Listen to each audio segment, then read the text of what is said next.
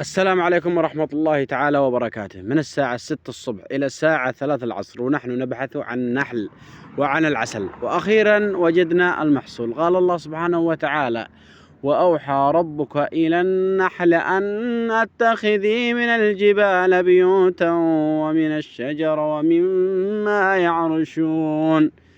والآن حوريكم المحصول الذي استخرجناه من الجبال والشجر.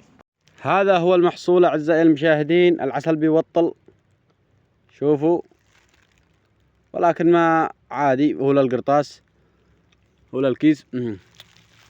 وإذا كنت تحب العسل افعل إعجاب للفيديو واشترك في القناة واللايك وصلي على الرسول وقول ما شاء الله في التعليقات. وفديت من قال تام.